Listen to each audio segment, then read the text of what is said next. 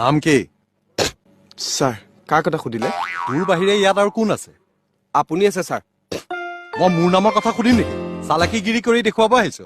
এইপাত চিনি পাও? পিছুৱাই দিয়ক ছাৰ। কিয়? মানে মোৰ দেউতাই হাত চাইছিলে, মানে এষ্ট্ৰলজাৰ। দেউতাই কোৱা শুনিছো জাকে তাকে হেনো হাত দেখুৱাটো বেয়া কথা। মানে আপোনাৰ হাতত যিবোৰ শুভৰেখা থাকে, বেয়া মানুহৰ নজৰ পৰিলে কাটা যোৱা চান্স থাকে। মই সেইবিলাক কথা সোধা নাই, তোৰ নামটো ক। মানে ছাৰ আপুনি ভাৰতৰ প্ৰথম মহাকাশচাৰীজনৰ নাম জানেনে?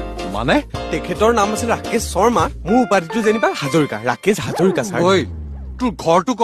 ছাৰ বাইলেন নাম্বাৰ 7ৰ একে শেষৰ ঘৰটো। মানে ছাৰ আমাৰ ঘৰটো আগতে প্ৰথম আছিল। 1978ত যেতিয়া মোৰ দেউতাই মাটিডোখৰ লৈছিল তেতিয়া পুৰা জংঘল ছাৰ। এতিয়া এঘৰ দুঘৰকৈ মানুহ বহোতে আমাৰ ঘৰটো এতিয়া একে শেষত হৈ গ'ল ছাৰ। তোক মই সেইবিলাক কথা সুধিছো হা? তই ল'ৰাটোক কিয় মাৰপিট কৰিলি সেইটো কথা ক। মাৰপিট কৰাটো হয় ছাৰ, সেইটো মই স্বীকাৰ কৰিছো। মানে মই মাৰপিট